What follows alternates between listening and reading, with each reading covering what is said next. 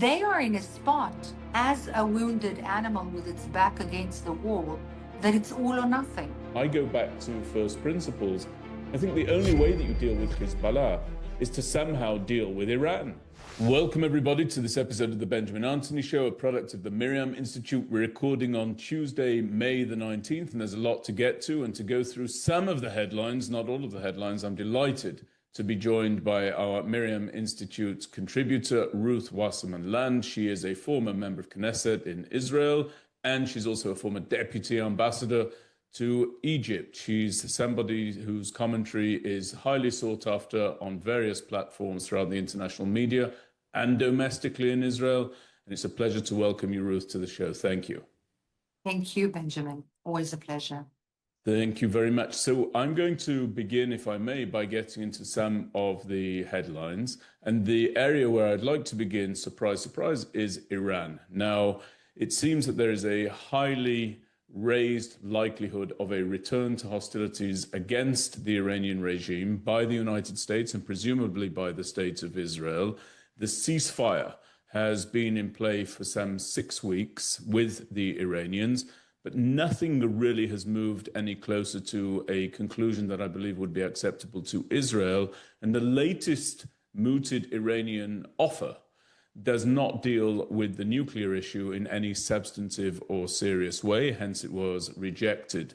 Now, we also know that the Israel Defense Forces is on high alert in case the United States decides to return to hostilities, and the US and Israeli Air Forces have recently completed a full review of the previous round of hostilities, and they are able to improve and upgrade in the event that there is another round in the coming days or weeks. Before I turn over to you for your analysis, Ruth, I just want to read for our audience a very interesting Truth Social post that was posted on May 18th, 2026 at 3:01 p.m. Eastern Time by President Donald Trump. And I'm going to skip over various parts of it, but in essence, the Truth Social post said, quote, "I, that's the president, have been asked by the Emir of Qatar, the Crown Prince of Saudi Arabia, and the President of the United Arab Emirates to hold off on our planned military attack of the Islamic Republic of Iran, which was scheduled for tomorrow," so that will have been May the 19th today, "in that serious negotiations are now taking place, and that, in their opinion, the aforementioned leaders, as great leaders and allies, a deal will be made, which will be very acceptable to the United States of America, as well as all countries in the Middle East and beyond." Remember, Israel is firmly within the heart of the Middle East. "This deal will include, importantly, no nuclear weapons for Iran.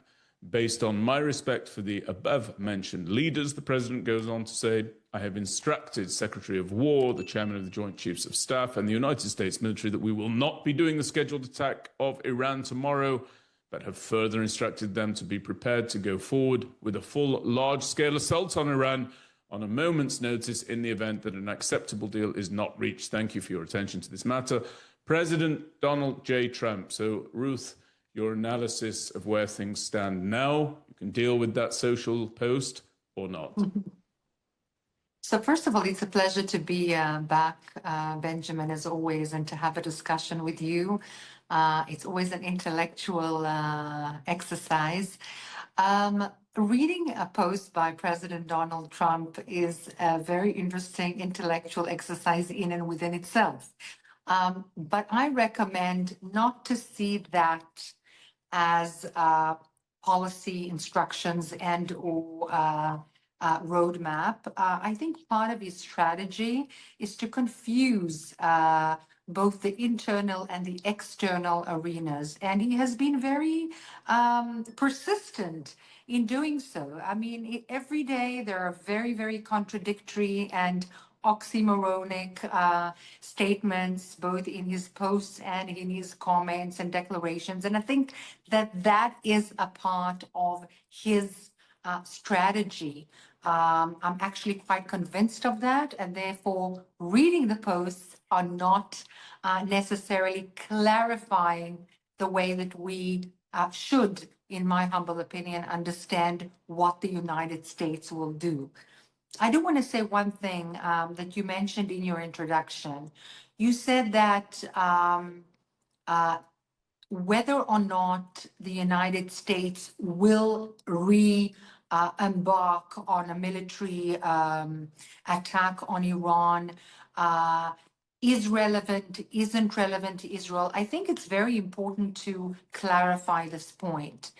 The impact on Israel is huge, but let's not misunderstand, at least the way that I see it and I analyze it.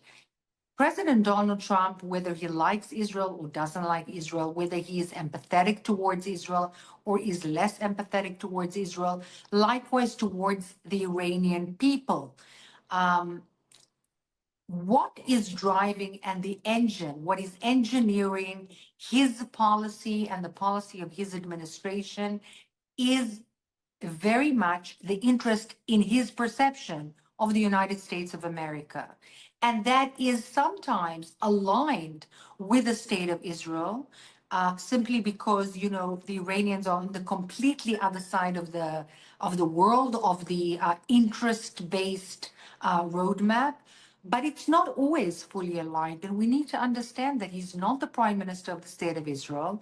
And he's clearly driving to promote what I said before and what I keep saying, two very concrete interests of the United States of America, again, as per his perception. One, bringing the United States back to the helm and holding the reins at the international arena, something that has been weakened.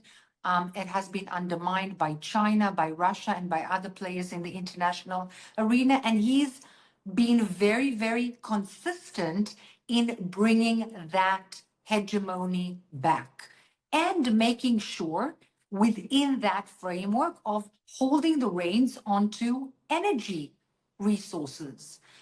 One of those places is Iran, and of course, all the sources of energy within that huge country, but not only.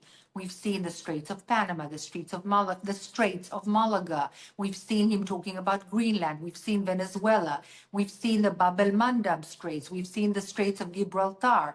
So this is not a one-off Straits of Hormuz issue. This is a strategy. It's a roadmap.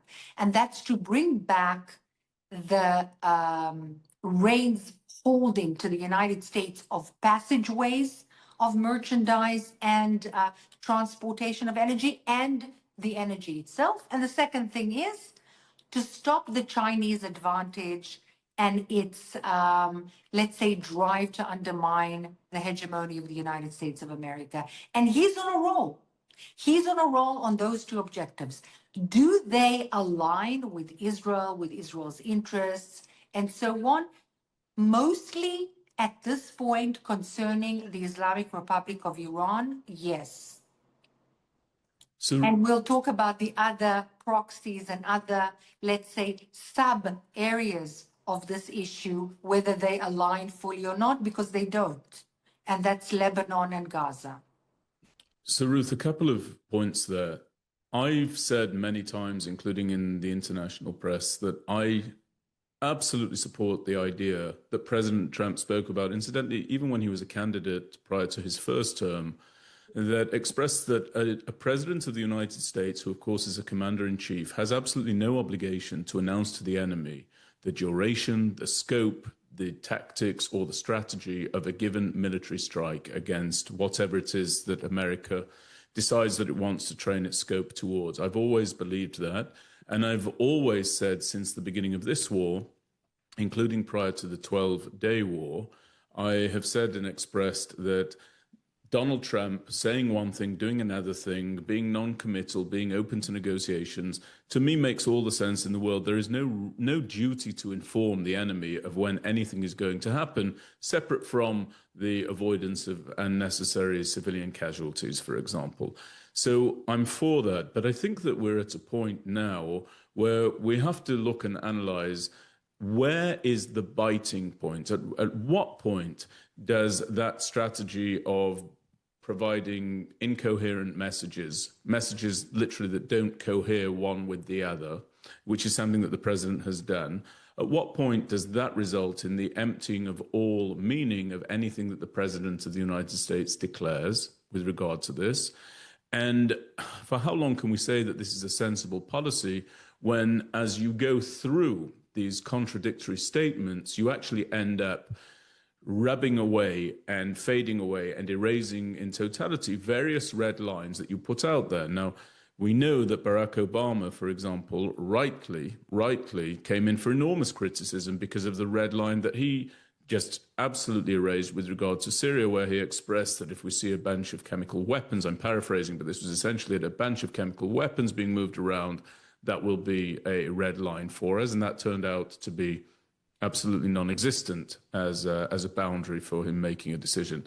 So at what point do you, as somebody who is experienced with negotiations, as somebody who's experienced dealing with the Arab world, granted this is separate from the Arab world, but we're still very much in the Middle East, and the Arab world is looking and listening to what the president says, we make no mistake about that. At what point does this strategy that I've supported of not tipping one's hand actually end up emptying the word of the president of all meaning? So first of all, I'm a specialist on Arab affairs and Muslim affairs and the Arab world and not on Donald Trump. So what I'm saying is, of course, I'm saying it gently and I'm saying it with humility. However, I don't see that President Donald Trump has reneged on any of his red lines. I do see what you say, Benjamin, that he keeps confusing not only the enemy, but his own internal arena and Israelis and Arab partners and so on. But again, I feel and see and continue to examine what he does, which is so much more important than what he says.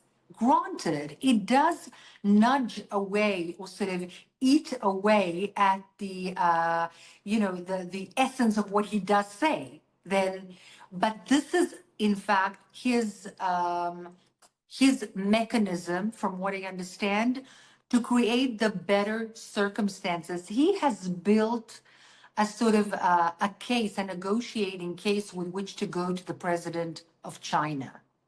He has created facts on the ground which are literally undeniable.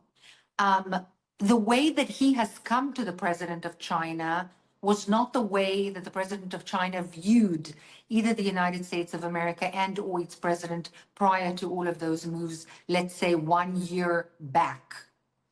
And hence, this is the time where those red lines following the visit and following the fact that the Iranian regime or whatever is left of it, refusing anything that is viable and not offering anything that is realistic to the United States of America, now would be the real examination of what are the red lines of President Donald Trump. I personally think that he will not go back on what he has made his red lines.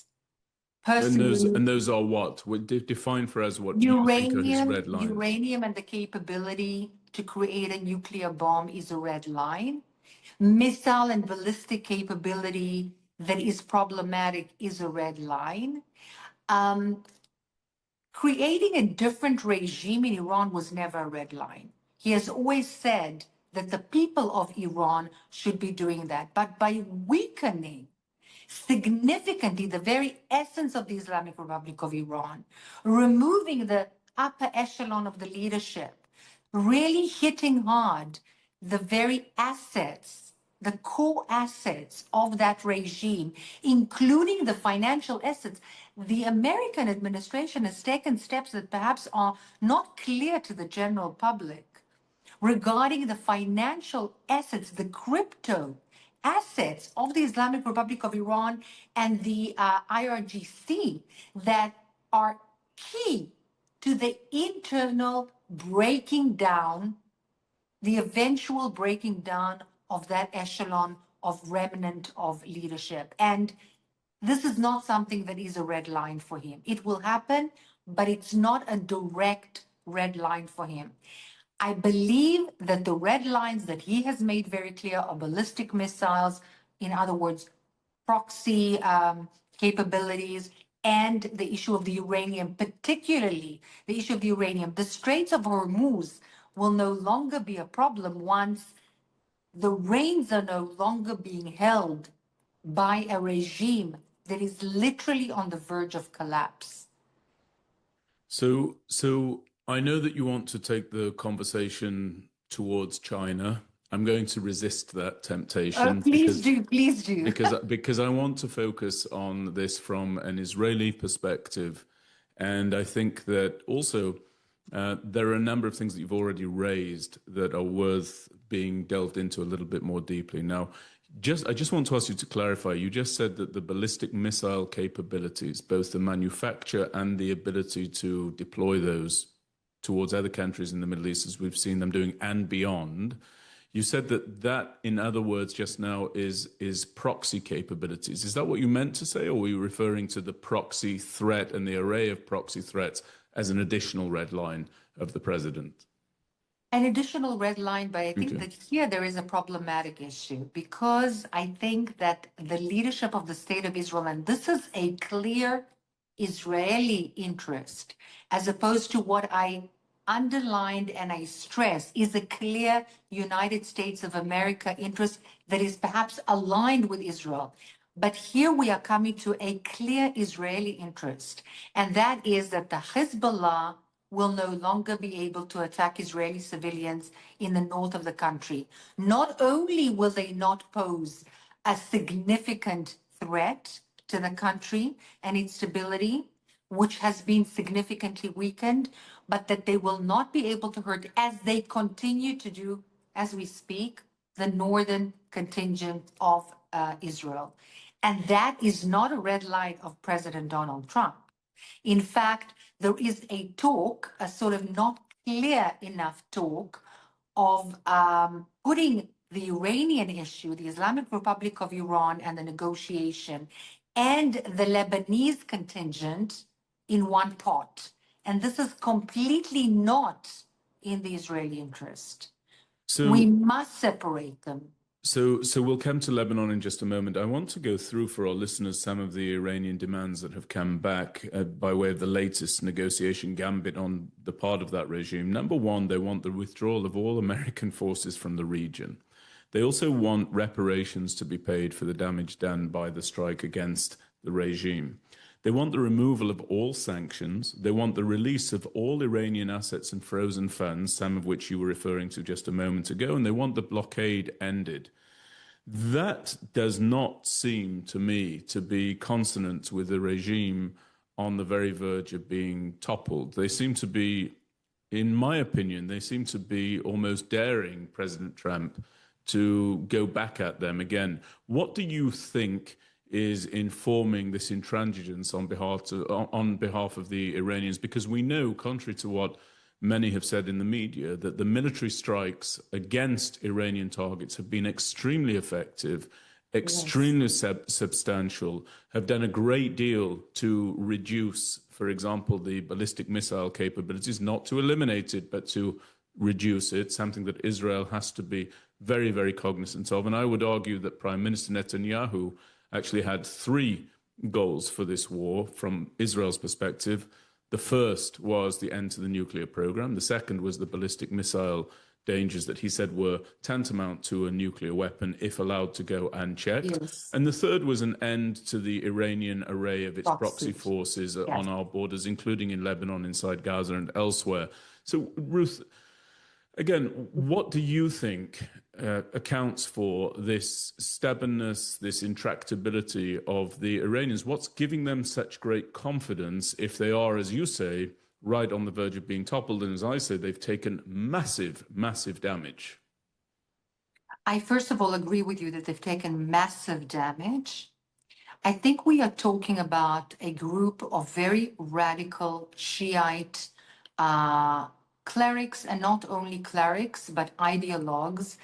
And one needs to understand the mindset.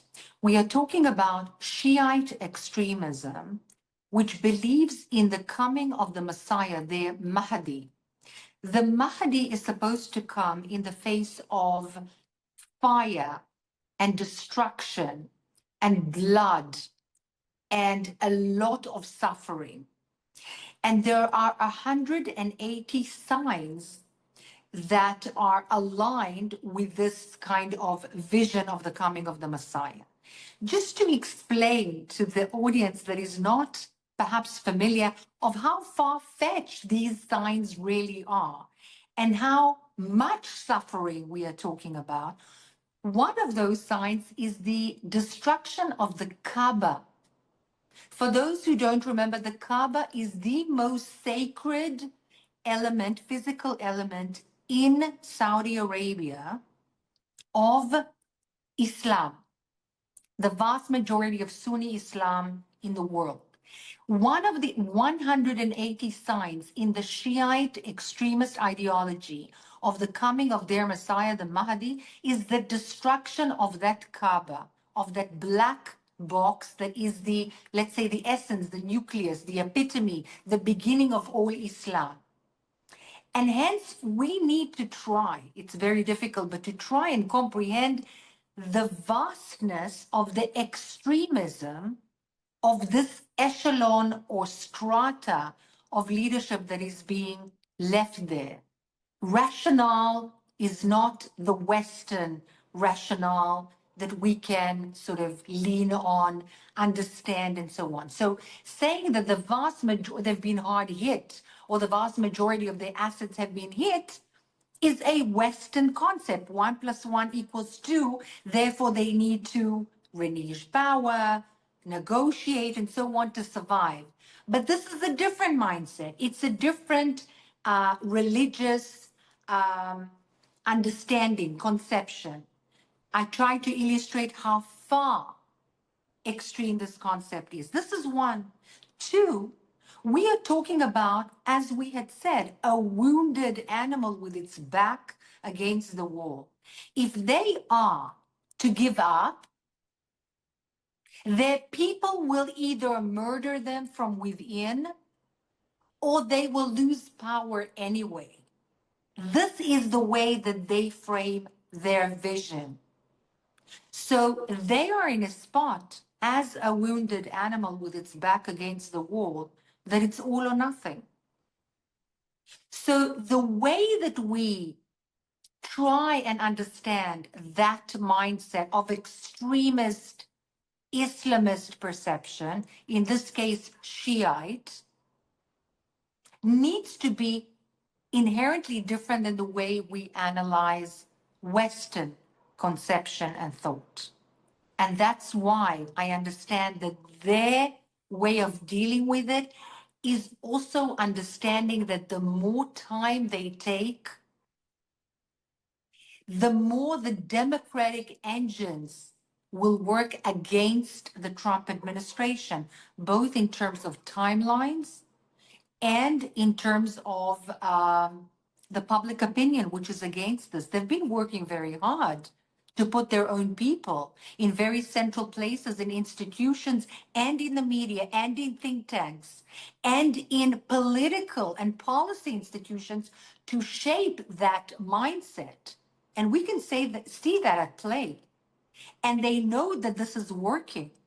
They just need time.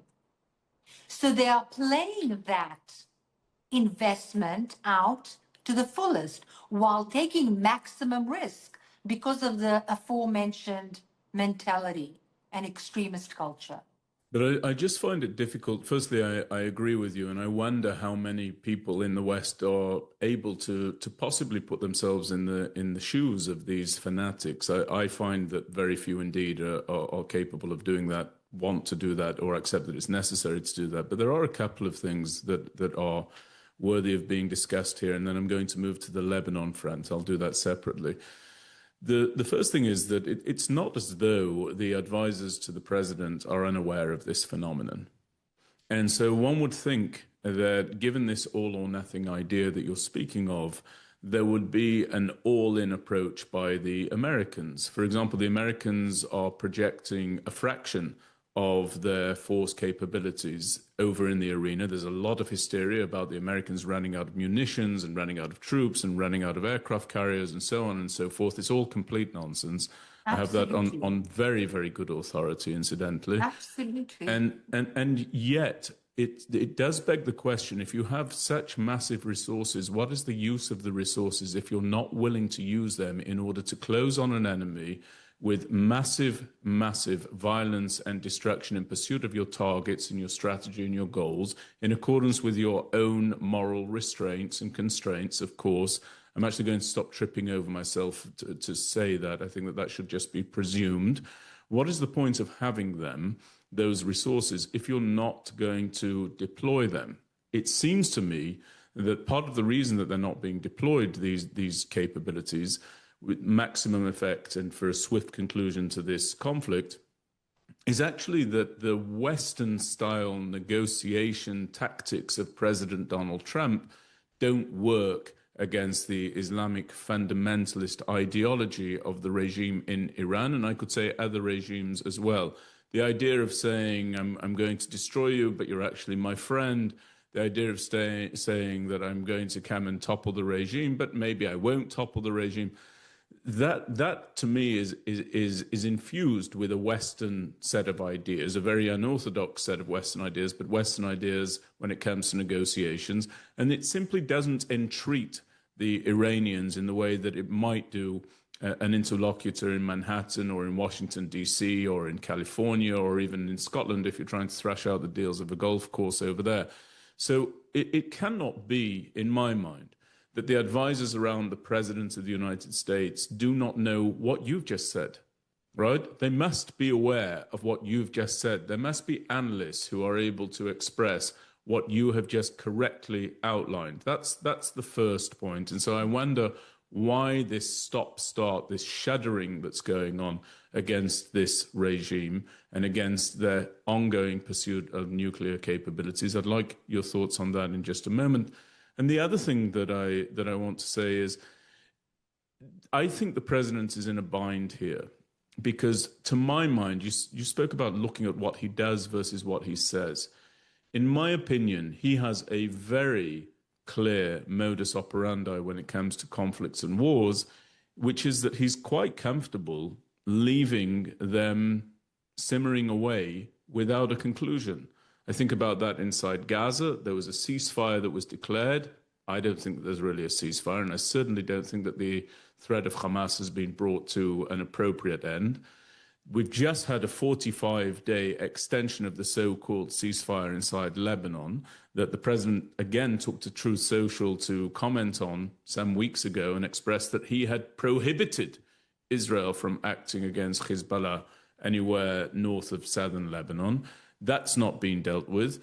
I think that the president can walk away from those two arenas without a conclusion, because in the end, Israel, if given the ability to do so by the Americans, if given cover to do so, can actually take the fight to those two entities, Hamas inside Gaza and Hezbollah inside Lebanon, not without challenge, but we can do it.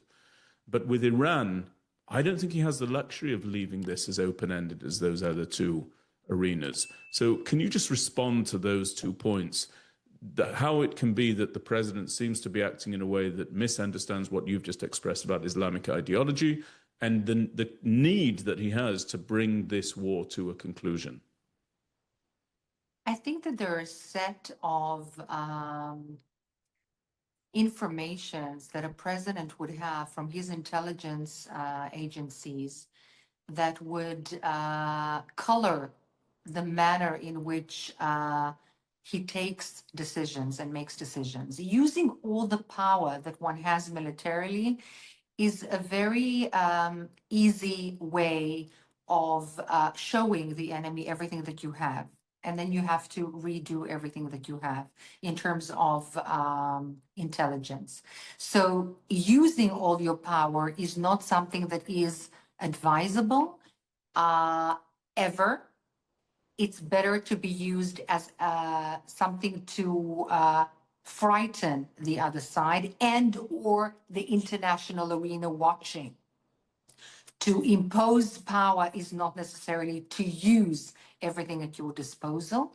Ruth, just to zone you in on your response, if I may, I'm not suggesting, by the way, I'm not particularly advocating for a position on this. I'm asking the question of what is the use of having the power if it's not to be deployed, but I'm not suggesting that all power and all means be used.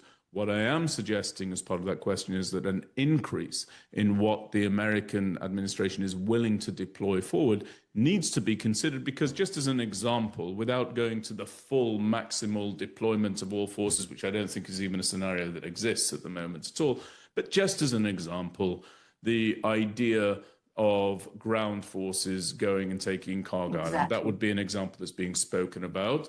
Or another example might be the landing, the circling of the area where they feel that the highly enriched uranium is, taking that area, taking a circumference, a perimeter around that area, cordoning it off with land forces, and extracting that if that indeed is required. These two things seem to be measures that nobody is willing to take at this time, and therefore I ask the question again, what's the purpose of the capabilities here if there is a total aversion to deploying them and using them? So I think there is an aversion in terms of public opinion of President Trump to have boots on the ground. For obvious reasons, he doesn't want coffins going back to the United States of America, and he doesn't want public opinion to be turned against him and the Republican Party. And he wanted to try, I believe, every single step possible prior to deploying such a means. Furthermore, not to show all, or let's say a lot of the capabilities that the United States has, in order not to reveal that to the enemy.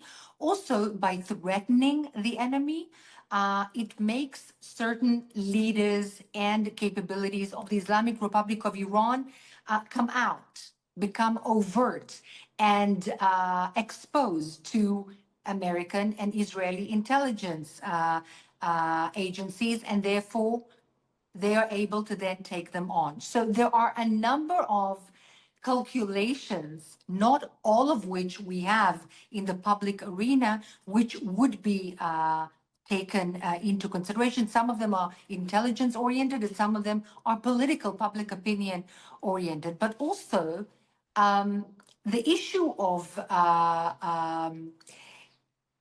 what the president will do in the short to medium term, it still remains to be seen. I don't believe that we're at the end of this issue at all. I said this before, and I say this now again. I say that we came to this point with a huge suitcase of tools with which to negotiate with China. And that was the point of President Trump, to bring China to a certain point of which he was interested. His interest is not the existential security of the United States of America. It is hegemony in the international arena and resources and energy control. We've clarified that. Israel is more on the security alert issue, but that doesn't mean that that's Trump's interest. And therefore, making a way quickly with the security issue of the Islamic Republic of Iran was less important, perhaps, to President Trump than securing what he came with to the president of China. I would argue that he is extremely strategic about the way that he's deploying. And I want to say another thing. Advisors in the White House don't all think in the same manner. There is divisiveness, and by the way, external entities have invested a lot of time, money, and energy into making sure that there is this divisiveness amidst advisors, even close to the President of the United States of America, and very impactful institutions in the United States of America. So I would argue that the Islamic Republic of Iran has been actively engaging in sabotage, which is a Soviet concept of infiltrating the West and United States in particular, and putting their own people, seemingly American, seemingly within the system, not only in the Democratic Party, but also in the Republican circles, in order to impact and influence policy. And therefore, I'm sure that there are those advisors who say differently. Over and above that, there are interests of the Saudis and the Pakistanis and the Turks all of whom have very different interests to those that seem reasonable to the Israeli security-oriented mindset. And they all have a say with the president as well, because again, his interest is the interest of the United States and not completely, utterly, 100% aligned with Israel. That's why I believe that he has not yet taken a very decisive, obvious, clear step. He is not, in my humble opinion, confused or tactical in this issue. To me, this does not make sense. Yeah, I also don't believe that he's sitting there confused. I don't think that's the case. But I want to go in a different direction to the one that I planned. If it happens to be that there are all of these advisors who propagate contradictory viewpoints to the president, and they're manning and staffing the think tanks, and they're in the media, and they're in the various departments of government in the United States, and I'm absolutely sure that they are, and there are these academicians, and there are these university chairs, and we hear this, we see it in legacy media, we see it in social media.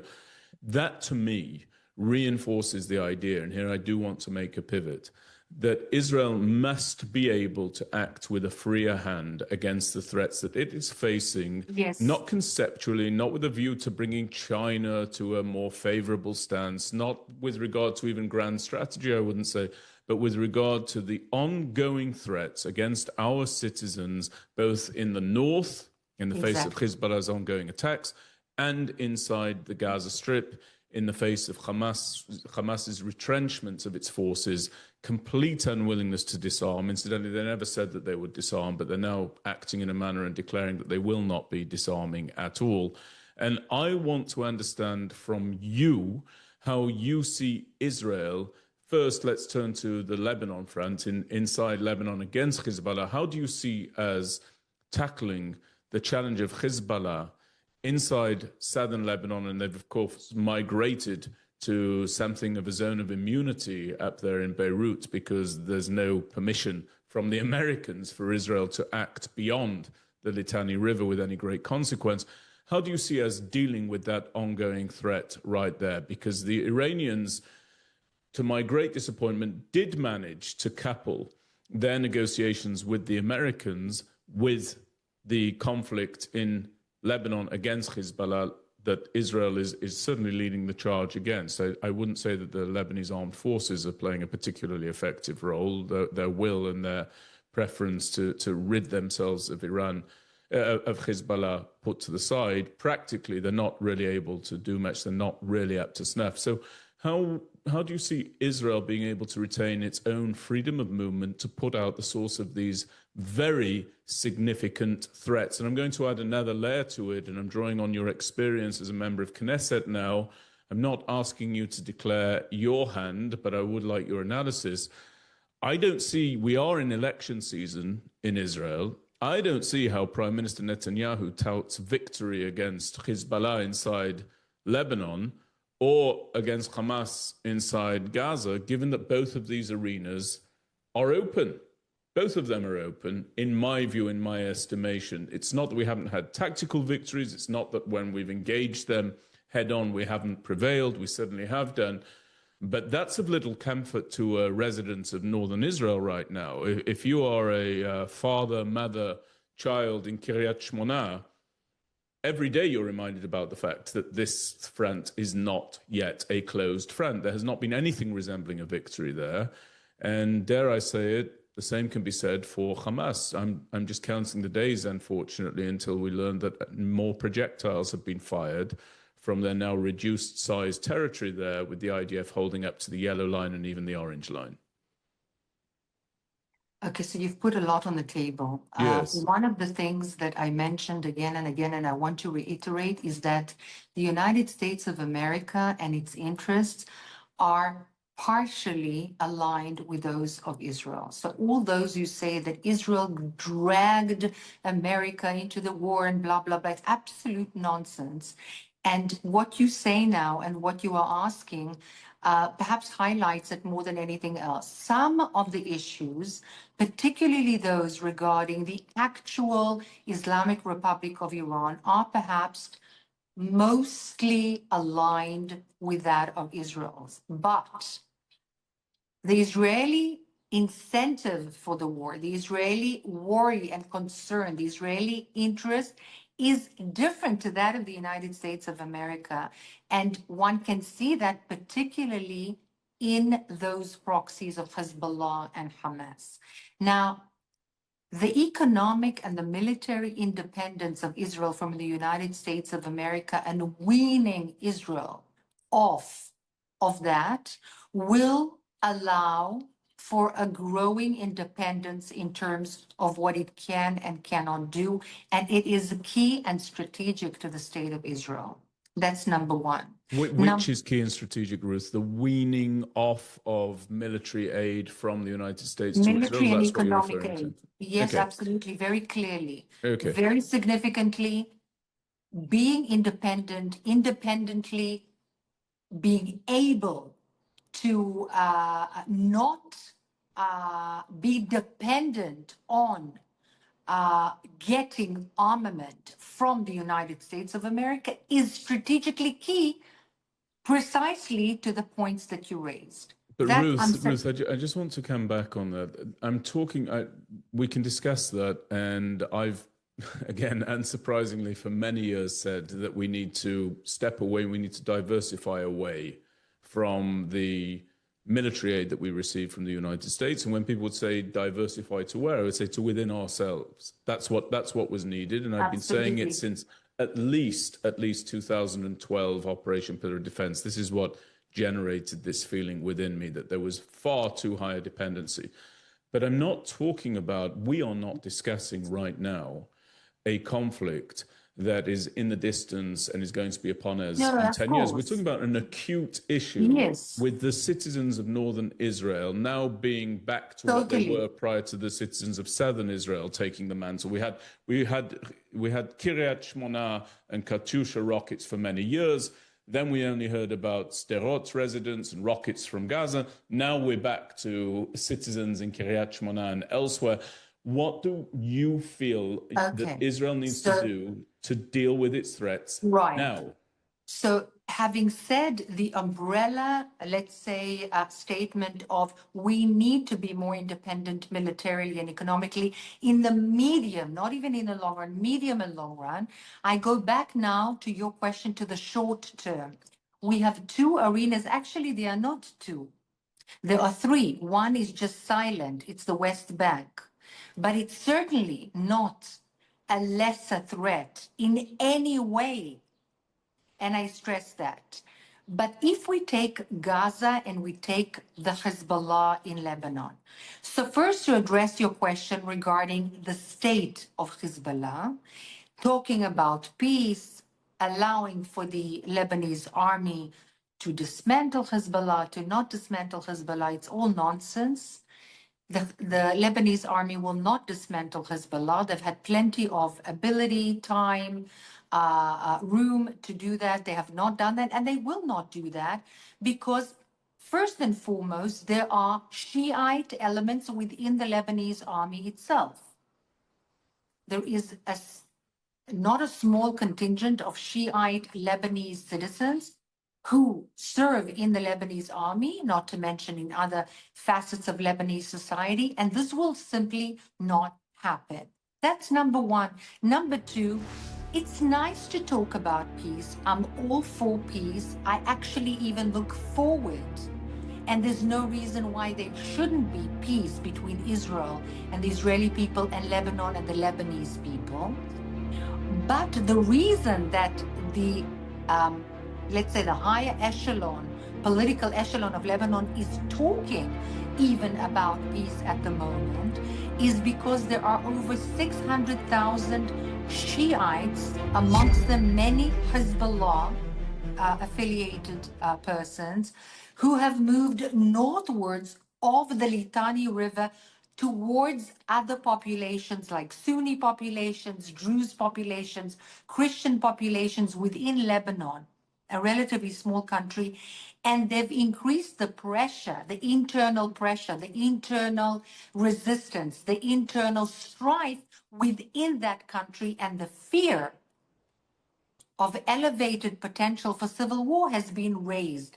And that is the pressure that is causing, amongst other things, also the American pressure, but mainly from within to even say the word potentially, not, God forbid, normalization, but a lack of a war or some kind of a security arrangement. The Lebanese government and the president said, this is not, God forbid, a normalization. They don't want peace. They're scared of talking about peace. Perhaps there are people within Lebanon that want to see a collaboration with Israel because they understand that it's better than a collaboration with the Islamic Republic of Iran and or its proxies.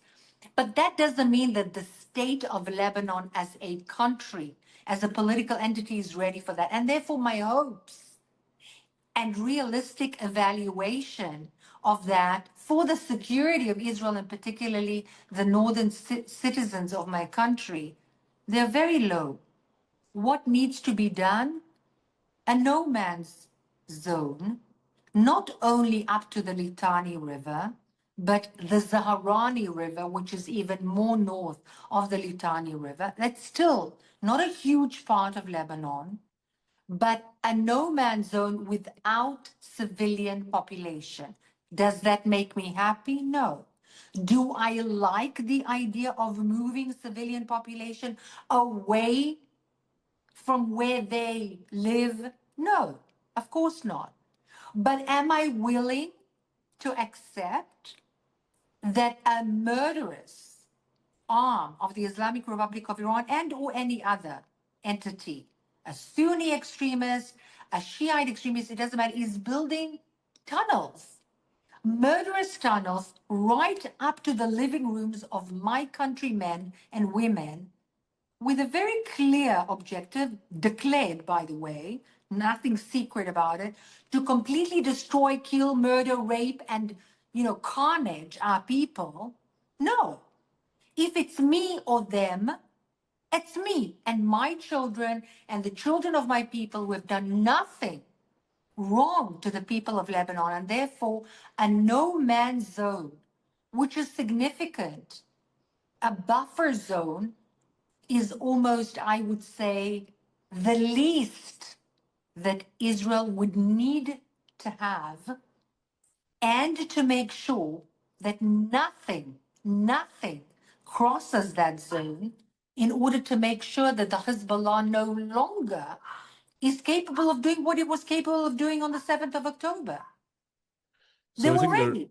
I think there are a couple of points just to be responsive to that. When the ceasefire came in initially, prior to the ceasefire between Israel and Hezbollah, let's say, after they joined in on, I believe it was October the 10th, 2023, very shortly after the October 7th massacre, there was a lot of talk in advance of that ceasefire about the idea that Resolution 1701 needed to be implemented, it needed to be enforced, and central to that was the notion of a buffer zone, of a demilitarized zone. I don't think it went as far as talking about no residential structures. That's the difference, Benjamin. That's the whole difference. It makes the residential issue, the people who were left in there, and the Hezbollah embedded itself within them and amongst them. That was the big difference. Of course. Because 1701, apart from the fact that it did not work at all, because those who needed to implement it did not implement it, whether there were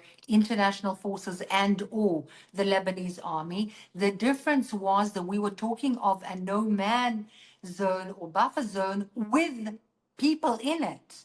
Yes. Which doesn't work. That's correct. But Israel nonetheless relented even on that demand for the implementation of Resolution 1701 with the civilian structures still intact, which are absolutely, to your point, hijacked by Hezbollah. There's a living room, there's a kitchen, there's a dining room, and then there's a rocket launching room. And I mean that quite literally. And I've walked in the tunnels that you're talking about. I've taken delegations into the tunnels that you're speaking of that go from southern Lebanon into northern Israel. It's an unbelievably terrifying infrastructure that was being burrowed there beneath our territory. But there are some, and the fact that Israel relented even on the demand of implementing 1701 was the reason that, again, when asked to comment on it, I said that this so-called ceasefire was completely useless, completely untenable, absolute nonsense on its face, and Israel should not have accepted it. Now, and I agree with you 100%. but we're now in a situation, Ruth, where you're calling for something that I think we are in danger of not being able to implement and certainly not being able to hold. And I'll explain why. I think you and I, and a great many of our listeners, are very concerned about the attitude towards the state of Israel from both the political left in the United States of America and the political right in the United States of America. I think we've gone from a point where Israel was a bipartisan issue, enjoying support on both sides of the aisle, to being a partisan issue with support mainly from the right, as the left over many years has moved away and failed to tackle its anti-Israel, anti-Semitism problem. And now, because of the rise of the isolationist wing on the Republican side of the aisle, we're reverting to a position where there is a bipartisan attitude of antipathy on both sides of the aisle toward the states of Israel. Now, this moment where there could be an anti-Israel occupant of the Oval Office from the Republican Party or the Democrat Party is coming along in the coming months, right? I agree. The run for the presidency is soon to begin in the United States of America, and I don't see such a president, to challenge what you're saying. I don't see such a president, whether it be an AOC or some of those who people are thinking about on the right. By the way, Rahm Emanuel is making a lot of dreadful noise. Absolutely. That individual, in my view, is a disgrace. I will be writing an op-ed about that person in due course. But Rahm Emanuel's making ridiculous sounds, terribly anti-Israel noises. We've got Governor Josh Shapiro, who during a recent appearance on a TV show in the US clearly showed he had no appetite whatsoever for taking the fight to the Iranian regime. Doesn't know how to lead. We've got Kamala Harris making noises again. And then we know who we've got on the political right as well. And I don't see those people accepting a situation where Israel is enforcing a demilitarized no man's land in southern Lebanon. And therefore, I go back to first principles. I think the only way that you deal with Hezbollah is to somehow deal with Iran. I don't think there's any other way of bringing about an end to this. Do you agree or disagree? Yes, no, absolutely. I mean, the challenges that Israel is facing are very, very, very significant. And when I talk about a buffer zone with civilian population, without civilian population, it's not optimal. It's not a complete answer. Also, I mean, you know, we all aware of the antagonism, the insane antagonism, the sort of the celebration of anti-Semitism throughout the world, not to mention within the Republican Party and the Democratic Party. All of those challenges are very, very clear. And none of these solutions are optimal. But we need to understand what is possible in the current situation, in the current circumstances. Of course, taking on the head of the snake would significantly weaken their proxies, without a doubt. So taking out the leadership in the Islamic Republic of Iran would weaken the Hezbollah and the Hamas. Would we still need a buffer zone? In my opinion, yes. Unfortunately, because if we take away the head of the snake, the Shiite snake, that doesn't take away the head of the Sunni extremist leaders that have been very, very upfront about wanting to literally eliminate the state of Israel and the entirety of the Jewish people. So do we face significant challenges? Of course we do. Are the solutions that are being put forward completely taken care of the enemy and the enmity on the other side? Of course not. What is the essence or the core or the nucleus that leads to all this enmity? It's the indoctrination, the incitement, the hatred, and the education. And I'm always saying this, Benjamin, apart from a no man's buffer zone without civilian population, which is an unfortunate suggestion, but it's the only one that can prevent mass murder, rape, and carnage at the point where we at, including in the north, in Gaza, taking and making away with the head of the snake in the Islamic Republic of Iran, arming ourselves to the teeth and preparing, God forbid, for any kind of attack from Turkey, from, other enemies and so on. Apart from all of that, if we don't tackle the huge indoctrination and incitement, which the West is paying for and has been paying for forever, of the minds of young people, by the way, in the West itself, just look at the educational curriculum in the UK, Ruth, I teaching want to. youngsters to hate themselves. I mean, this is the core of everything. If you want to take away the core issue, tackle that. So I want to ask you to conclude in a moment, but I'm going to throw out a teaser because I know you disagree with me on this. Okay, so I'm going to throw out a teaser and we'll discuss it in a subsequent conversation, a subsequent podcast. Maybe even we'll do it live when you come to New York with me, and we're going to go around and speak at several venues. I believe very, very strongly that this notion that we are going to somehow re-educate and de-radicalize the Gazans is complete and utter fallacy. Indeed, it's fantasy. Now, I know that you might point to the fact that the UAE improved its education system and de-radicalized and so on and so forth. That was them doing it for their own people.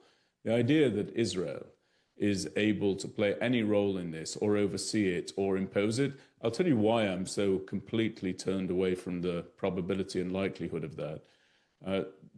Is quite simple.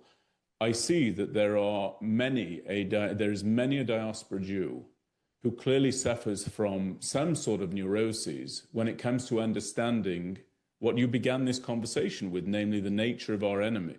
They seem to still believe, after our people were raped and murdered and kidnapped and killed and destroyed in captivity inside the tunnels of Gaza, that somehow, if we just enrich these people, there will somehow come a point of peace between the Palestinian Arabs and the people of Israel. So the idea that a people, the Jewish people, who cannot seem to find a clear-cut method of educating our own number, is somehow going to de-radicalize another people, to me, is complete and utter nonsense. I don't mean you're speaking nonsense. I just mean that it flies in the face of all of the recent examples that I can think of and see. And therefore, my teaser, Ruth, and I don't want you to respond to it now because I will tell the listeners that I know you disagree with me.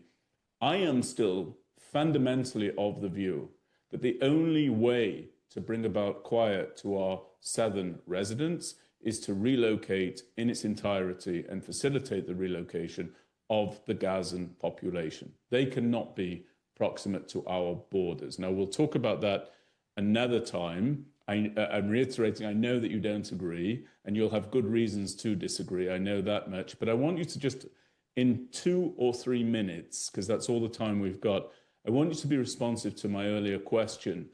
Given the open arenas that we've spoken about, Hezbollah, Hamas, and I would say Judea and Samaria, I think you're absolutely right. We're in election season. How, in very short fashion, how does Prime Minister Netanyahu tout victories as he runs again for re-election? What's his likely messaging on those realities? The northern citizens know that they're being rocketed. The southern citizens know that Hamas has not demilitarized. And those who are adjacent to Judea and Samaria recognize very well that there's a brewing danger there. I personally am a very small expert in politics in general, Israeli politics in particular, and over and above all of that in Bibi Netanyahu over even more particularly. So how he's going to wiggle his way out of this one, I have absolutely no idea. The northern civilians of the state of Israel are extremely frustrated. They are very angry. As we speak here in the center of Israel, and we, even go out a little bit in the last few months, during the ceasefire. They're in the safe rooms, and they are unhappy and very, very frustrated with the current political leadership. How he's going to wiggle his way out of that one, I have absolutely no idea, unless something drastically changes in the next 2 months or 3 months. Exactly the same with the south of Israel. Very, very difficult situation. And everything that you've mentioned, including 600 trucks of so-called humanitarian aid that goes into Gaza every day, that everybody knows about it, completely unjustified, crazy, idiocy, allowing a murderous terrorist group to get all of those goods and do what they do with them, which is to rearm, reorganize themselves for combat against Israel and to be stronger. How he's going to wiggle his way out of that, I have really very few ideas for him. I'm sure he has a cadre of advisors who will think about creative ideas and brainstorm for him. But the situation is very challenging for Israel right now. What I do think is that, and I believe, and I'm not generally an optimist, that the situation with the Islamic Republic of Iran and this particular threat will present itself in a different way by the time the elections come in Israel, because we are not done with that arena. So whilst I'm not an overly optimistic person in general, I'm a little bit more optimistic about that. And there will be repercussions to that situation with other partners in the region, such as, for example, the UAE and so on. But in the other arenas, I'm very pessimistic. And I think that if there isn't a drastic change in the policy, as you and I actually do agree on, even though you did say that we disagree several times, I think that I don't know how and he will be able and manage to convince the Israeli people. Well, Ruth, there's nothing quite as infectious and intoxicating as profound pessimism. Thank you for leaving us on that note. It's always a pleasure to have you with us. Thank you very much indeed for all that you're doing for the MirYam Institute. Thank you for all of your analysis on the international airwaves. We look on and enjoy consuming that.